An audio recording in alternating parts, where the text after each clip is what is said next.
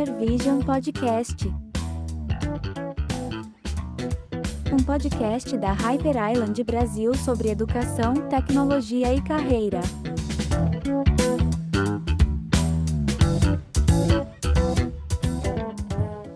Muito bem-vindos ao Hypervision Podcast, que está fazendo uma edição especial. Hoje nós estamos fazendo nosso podcast no Festival de Hacktown, na Santa Rita do Sapucaí. Esse festival que mistura tudo entre inovação, cultura, música.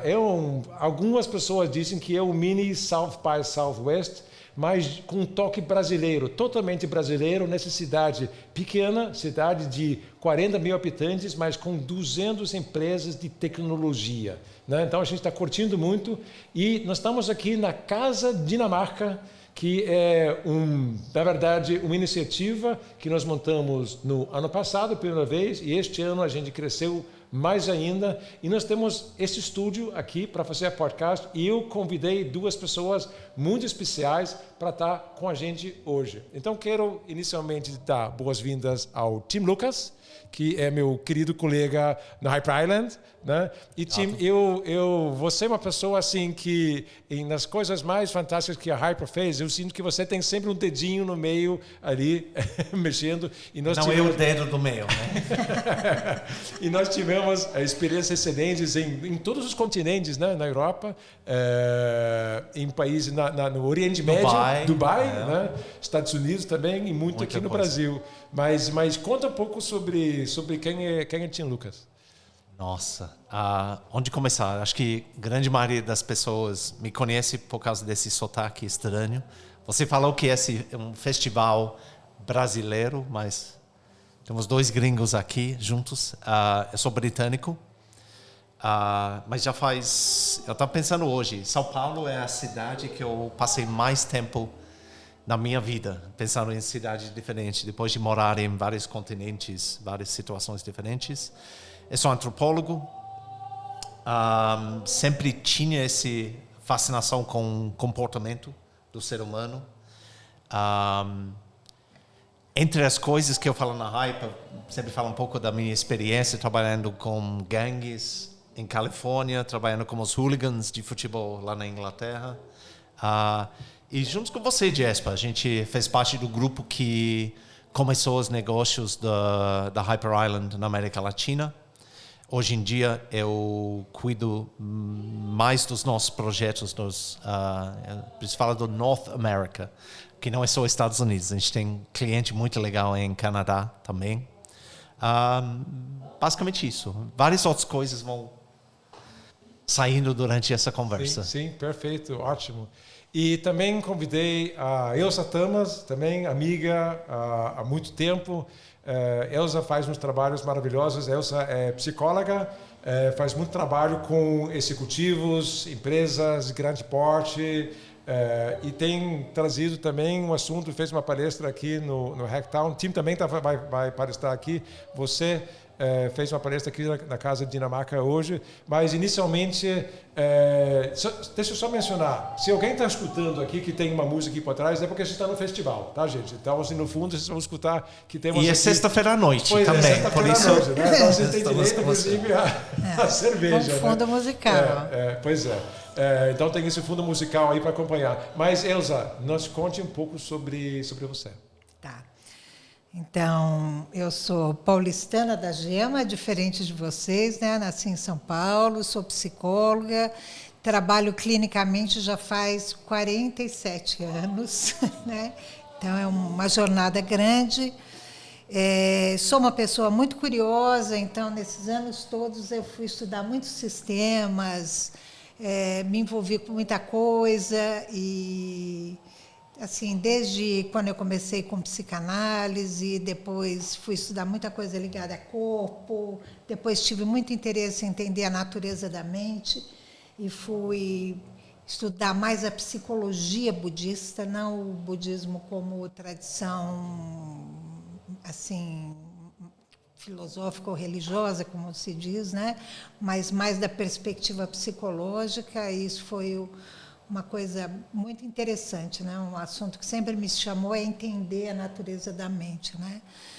E gosto muito de gente, né? Isso é uma coisa que é uma vantagem para psicólogo, né? é uma vantagem na vida, né, Jesper? Não só para psicólogo, eu acho que é um benefício para a gente poder ser empático, curioso, entender um pouco do ser humano, né? Ter esse interesse não só por esse viés psicológico, né? E agora estou adorando, ajudei aqui na curadoria da Casa Dinamarca, achei muito legal fazer isso, gosto disso, então estamos aqui. Perfeito. E você trouxe um tema, uma provocação, na verdade, para a sua fala aqui no festival, que é sobre não ter um propósito, né? O que eu acho que deve provocar bastante gente, né? Porque a gente diz todo mundo tem que ter alguma estrela na frente, alguma guia para a vida, alguma coisa que nos faz levantar todo dia de manhã, e vem a Elza no meio dizendo que está uma vida sem propósito. Nos conte um pouco sobre isso. Por uma vida sem propósito, né? Olha, como é que eu cheguei nesse tema? Com essa minha longa experiência aí clínica, né, que eu espero que não tenha sido 1 ano de clínica e 46 repetindo erros, né? Mas eu acho que não foi isso que aconteceu. A gente vê que os sintomas que vão aparecendo na clínica, eles vão mudando também, né? Então, o que é um sintoma? O que a gente está vendo hoje em dia, né?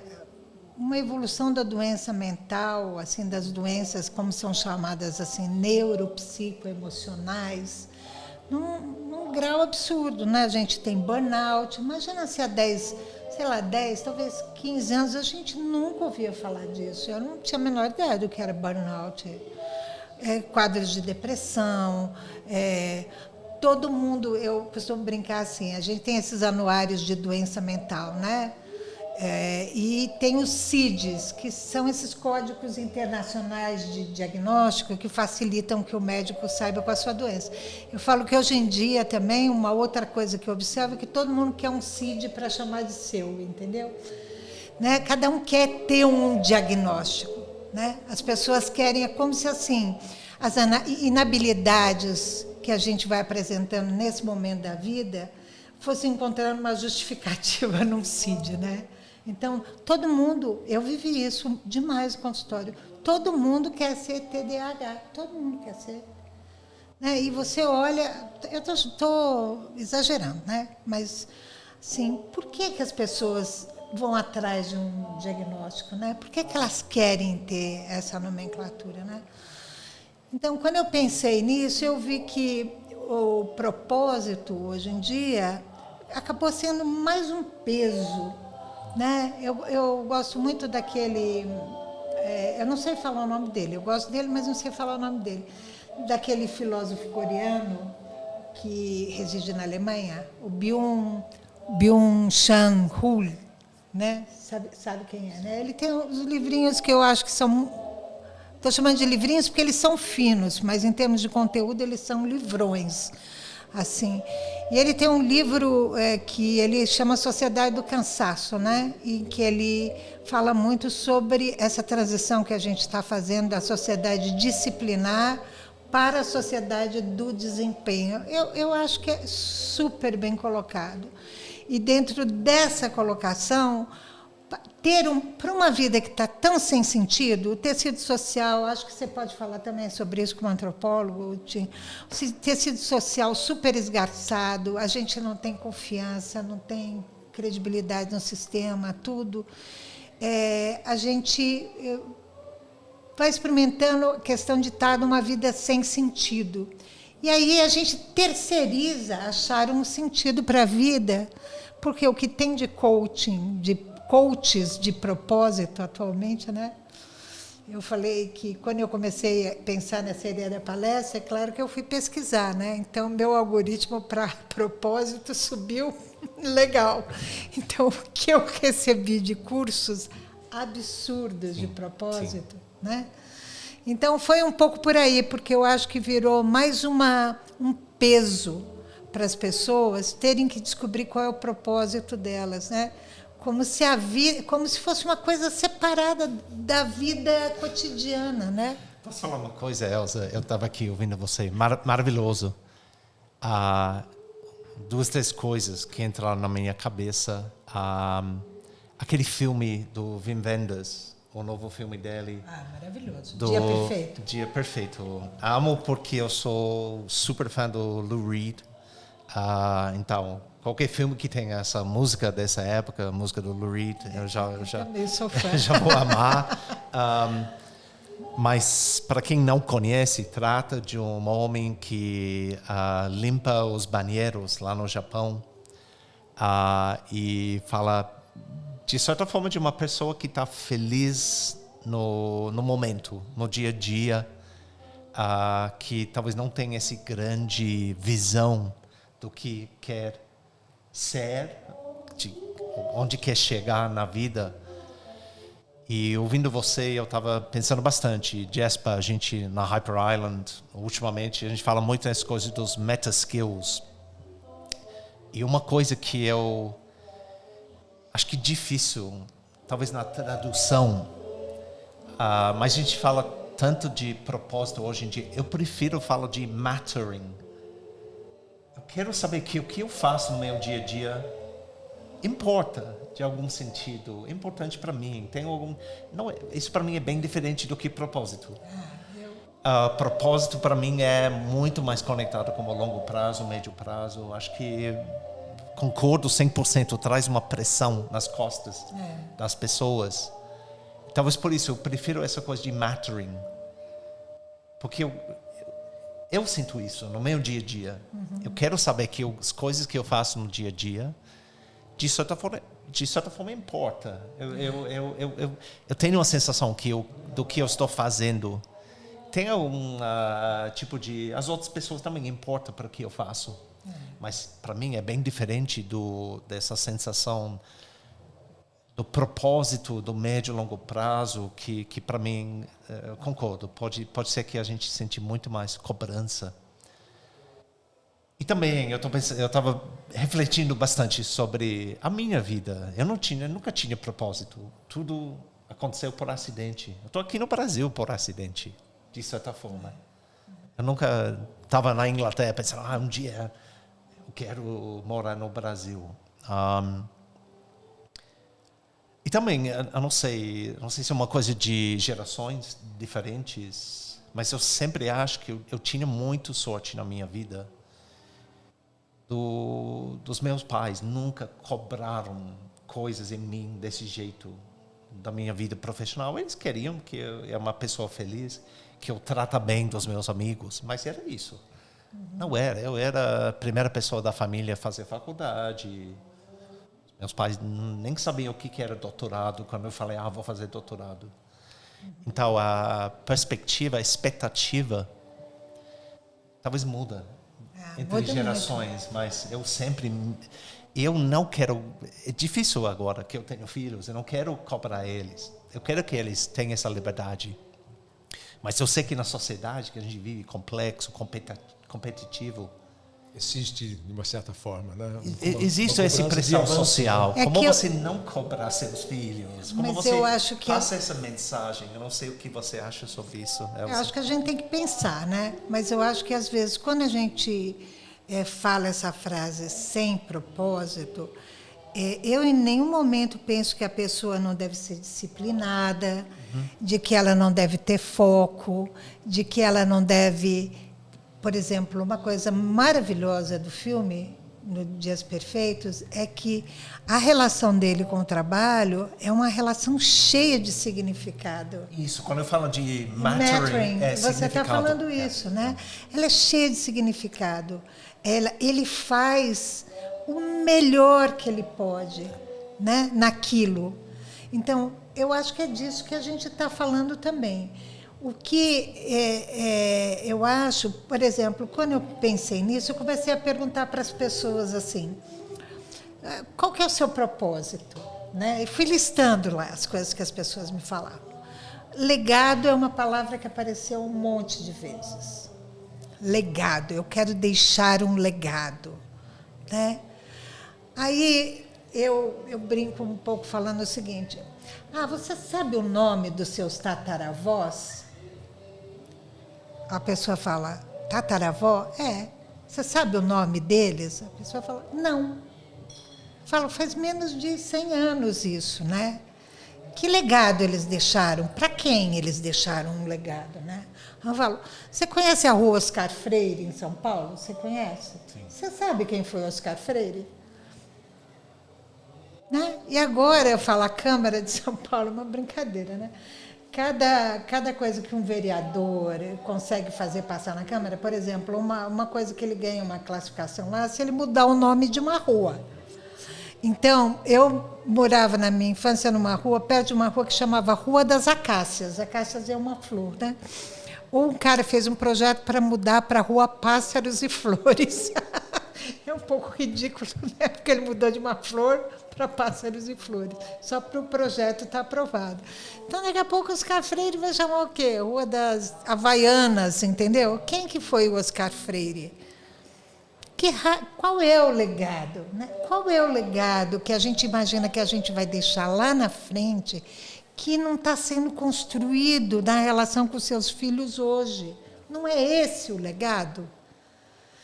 Né? É que eu acho que tem nós estamos numa sociedade ansiosa também. O que é ansiedade?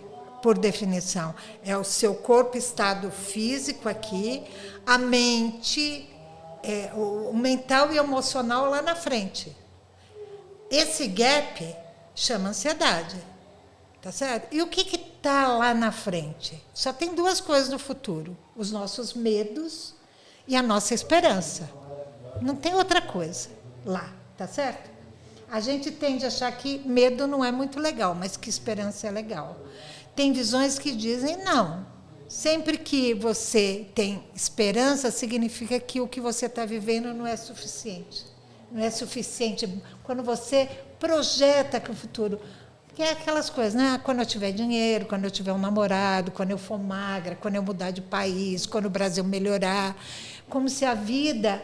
eu fosse atingir uma qualidade de vida num momento que não é no que eu estou. Essa que é mais ou menos dessa perspectiva que eu estou olhando. Então, o legado é lá na frente, porque é isso, né? Atualmente, por uma aquisição material, falei desse exemplo, como se você pegasse um trem-bala, você coloca lá na frente e você vai perdendo toda a paisagem, todo o cenário. E numa sociedade, vamos usar aquela palavra, né? Sociedade de desempenho, do cansaço, que vende para você que você é capaz de ser multitask, que você tem velocidade, os atributos que a gente vai buscar quando a gente vai comprar um computador, não é? Muitas janelas, qual é o desempenho, que velocidade ele roda, não é? A gente quer isso para a gente, né? Então, não vai rolar, né? Outra coisa que eu observo muito é quando as pessoas descobrem que elas não são umas máquinas, que elas começam a decair nessa performance, ou elas se medicam, né?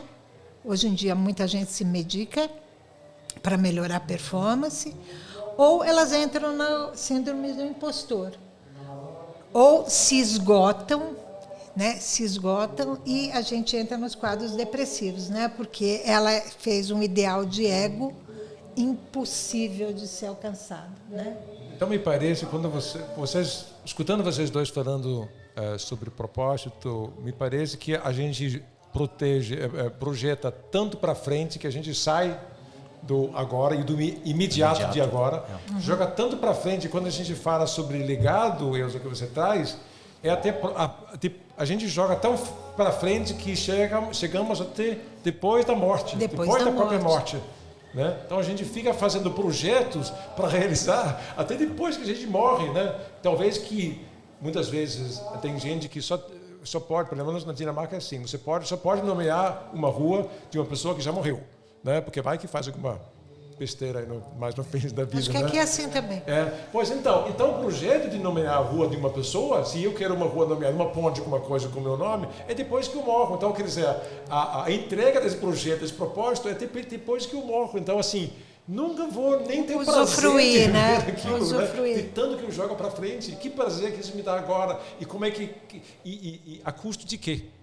Então, era isso que eu queria trazer. O que eu deixo de ter quando eu faço isso? O que eu acabo abrindo a mão de ter quando eu trabalho com um propósito tão forte? Sabe que eu acho engraçado? Acho que conecta, de certa forma, pensando aqui nessas coisas de propósito, pensando nessa coisa aqui do imediato. Porque a gente sabe, eu falo tanto essa coisa de 35 mil decisões por dia, a gente está no piloto automático quase o tempo inteiro. Mas também, eu estava falando na minha palestra hoje, nessa economia de atenção que a gente vive, que traz essa ansiedade que você está falando, dessa geração ansiedade, né? Não sei, vou falar aquela coisa que os meus filhos sempre falam, você vai fazer aquele momento quando eu era criança, mas, verdade, quando eu era criança, não tinha nada para fazer, não tinha nada. Eu passei metade da minha adolescência bored, sabe, aborrecido, nada para fazer, mas por isso a gente criou bandas, por isso a gente criou o movimento punk, por isso, você está falando de morar em Londres, 1980, foi bem nessa época de Thatcher, que não tinha nada, então a gente criou uma cultura, a gente foi fazendo as coisas, a gente não esperava que tudo estava marketed. A gente não era o alvo de todas as mensagens, campanhas, tudo isso. Então, de certa forma, eu vejo isso como esse sobrecarrega que a gente tem do nosso cérebro hoje em dia. Talvez uns 30 anos atrás, a gente não tinha muito disso. Não sei se conecta com essa coisa de não ter propósito. Porque eu vejo isso de forma similar, de certa forma. Essa coisa de não ter propósito, mas também a gente, quando era adolescente, Mas tinha espaço, né, Tim? O que a gente vê é uma sociedade como se fosse a experiência da vida das pessoas, como se fosse um vagão, assim, um grudadinho no outro, assim, na própria vida, sem nenhuma possibilidade, porque a mudança ela só ocorre onde tiver algum espaço. Então, o boring, o tédio, ou a preguiça, né? Eu cheguei em livros muito interessantes, né? Nos anos 90 foi editado no Brasil um livro que chamava Elogio à Preguiça, onde pessoas incríveis falaram, né? A gente perdeu essa possibilidade de relaxar, de realmente silêncio, de reflexão. É um fluxo para a criatividade. Exatamente, porque é só nesse espaço que algo pode acontecer, né?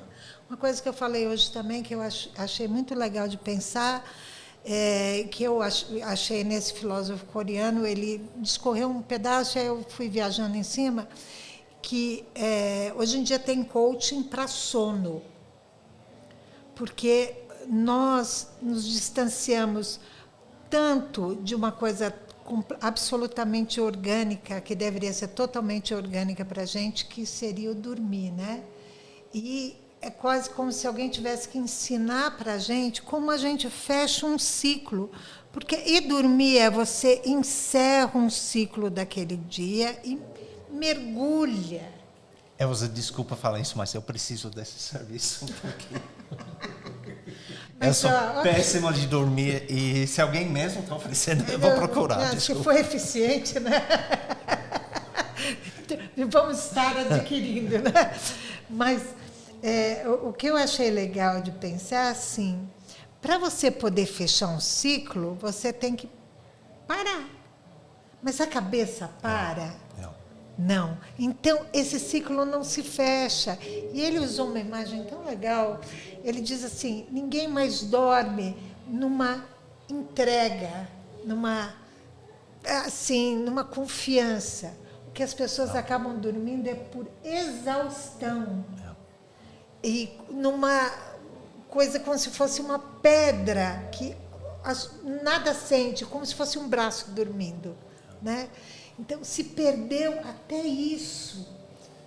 Elza, é interessante você fazendo esse É o círculo com a mão, né? Porque a Jesper sabe disso super bem também.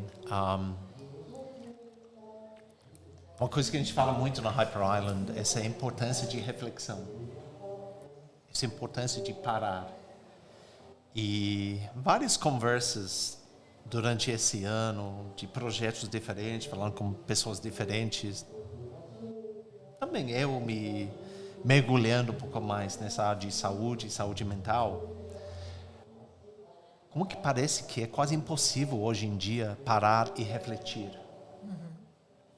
Com todo esse estímulo que a gente tem, mas a gente fala muito isso nos nossos trabalhos, tipo, se você não reflete, muito nosso trabalho é porque pessoas querem mudar, porque as empresas querem se transformar. Se não consegue parar para refletir, como você vai saber se alguma mudança está acontecendo? Essa coisa de poder até fechar o dia, fechar esse ciclo,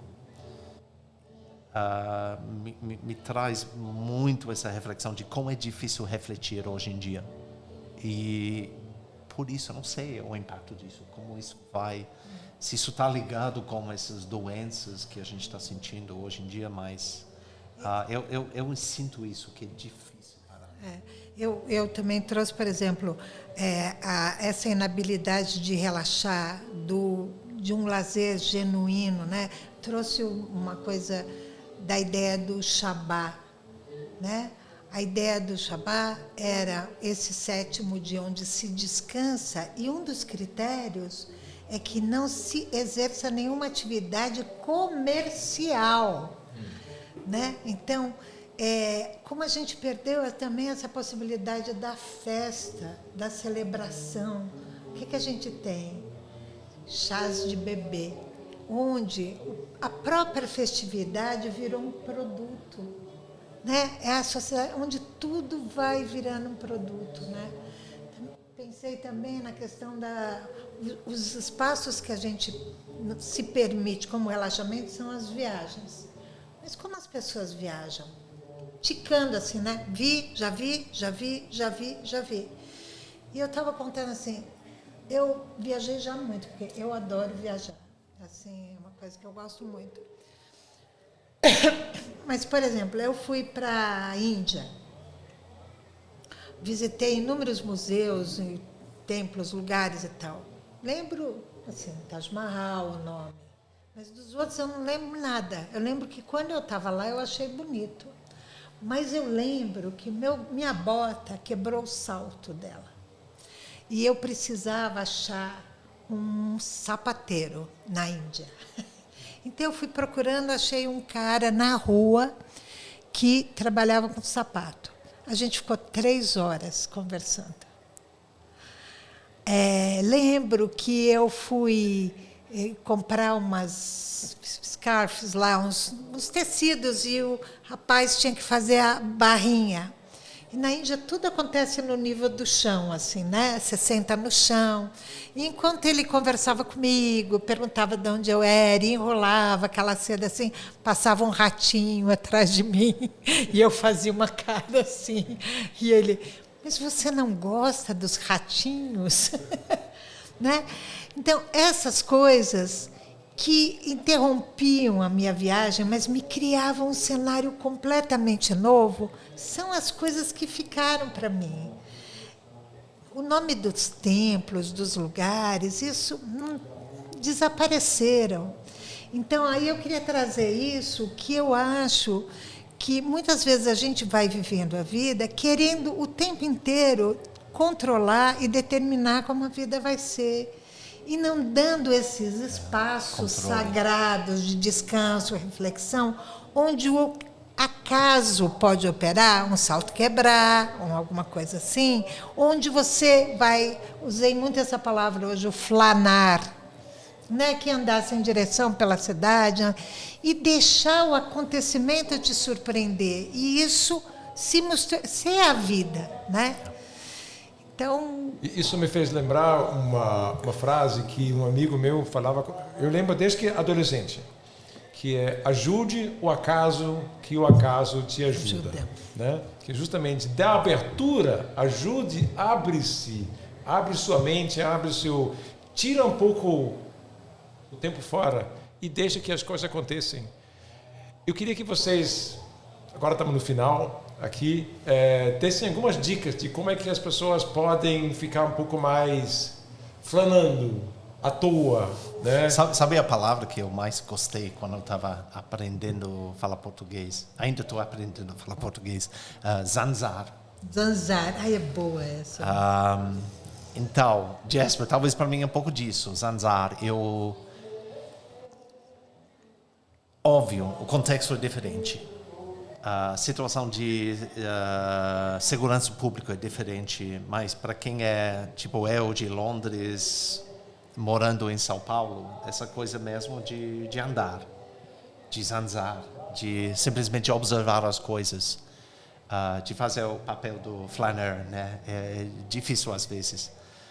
Mas também, eu acho que sim, você tem que ser provocado ou se provocar. Eu lembro uma coisa que me deixa muito irritado. Alguns anos atrás, eu iria para um evento de pessoas do mercado falando sobre comportamento do consumidor, como se fosse uma outra espécie de outro animal, um consumidor. Mas também eu percebi, terminando o evento, eles todos sentaram no seu carro e pegou a mesma estrada para volta para o escritório. E eu fui pegar o metrô, pegou o ônibus. Eu pensei uma coisa tão simples. Pega o metrô, pega o ônibus. Para mim, o metrô, em São Paulo, é meu Ibope. Vou ver o que as pessoas estão olhando na tela. Então, se você está tão desconectado com a cidade, com a vida, que é difícil em São Paulo. É difícil. Eu não quero julgar as pessoas, mas eu acho que a gente tem que forçar um pouco disso. Falando em dicas para a gente tentar sair um pouco das nossas bolhas. Para mim é esse tipo de coisa. Conhecer pessoas de classes sociais diferentes, conversar com pessoas, ir para lugares diferentes. Eu lembro um pouco tempo atrás, o próprio BBC, lá na Inglaterra, fizeram um estudo sobre o seu capital social e seu capital cultural. E eles fizeram uma pesquisa lá com pessoas mostrando, tipo, se você tem uma rede de pessoas de classes sociais diferentes, se você conhece pessoas de culturas diferentes, é muito mais alto a nível de felicidade da pessoa, de você se sentir conectado, fazendo parte, né? Com seu bairro, com sua sociedade. Então, na minha palestra hoje, eu estava falando muito impacto da gente viver na sociedade da rede, que a gente vive em paradoxos. A gente se sente muito conectado, mas no mesmo tempo muito isolado. Então, acho que é tão importante essa coisa de conectar de forma física, principalmente depois da pandemia, refazer essas conexões e fazer novas conexões o tempo inteiro. Eu acho que para o cérebro, que também é uma rede, a importância de procurar novos estímulos, para mim, é fundamental. Acho excelente isso, né? Eu diria assim, sustentar a curiosidade, né? E outra coisa que foi uma coisa que me encantou muito é esse conceito da gente não fazer escolhas mais só pela preferência. Isso quer dizer, a gente fica operando num eixo muito apertadinho de gosto disto, não gosto daquilo. Gosto disto, não gosto daquilo. Isso quer dizer que dentro do range enorme de possibilidades que a gente teria de experiências, a gente fica operando num nível tão pequenininho E que, às vezes, se você disser sim, descolar daquela ideia de não gosto e se dispuser a uma experiência, você já abriu não sei quantos graus para cá. E é isso que eu acho que também é o acaso operando. Né? Porque você dá uma possibilidade de uma coisa completamente nova chegar para você. Se você vai... porque essa queixa de que nada acontece, que é chato, não sei o quê. Mas se você segue repetindo igual, vai continuar sendo assim. E se você investiga em você, né, por que não dizer sim para isso? Né? Porque quando a gente vai pensar em propósito e está ligado ao sentido da vida, para mim, uma coisa que faz sentido é que a gente está num campo de experiências, né? Que é um lugar maravilhoso. Não sei como é que são os outros, se tem, se não tem, mas aqui é um lugar excelente para se experimentar, né? Então, acho que escapar, se eu fosse dar uma sugestão, é um atrevimento, né? No sentido assim, eu não iria, vai. Eu não gosto, experimenta. Eu estou com medo, vai com medo, né? Pouco, não tem nada a ver com se violentar, mas se estiver dentro de um princípio ético, de um rigor pessoal de avaliação, faça novas experiências, né? Deixa o seu range ampliar um pouco. Abre algumas portas que normalmente você não abre e vê o que acontece lá dentro. E talvez o primeiro passo é saber que o seu cérebro não quer fazer isso, de certa forma. Seu cérebro não quer sair da zona de conforto. Claro. Não quer fazer esse esforço. Então, acho que você entende que você está meio lutando contra o seu próprio cérebro. Né? Contra uma tendência do cérebro. Excelente. Muito legal. Acho que... Bom, eu espero que isso serve como inspiração para todos. Eu estou super feliz. Me inspirei muito nessa conversa que nós tivemos aqui. E agradeço muito a vocês. Se vocês gostaram da nossa conversa, se vocês gostam do nosso trabalho de fazer o Hypervision Podcast, nos dê aquele clique no like, naquela campainha lá, para seguir e recomenda para outros também assistirem o trabalho que a gente está fazendo aqui e para você também receber as novidades e os outros podcasts que a gente vai fazer daqui para frente. Valeu, gente. Até a próxima. É isso.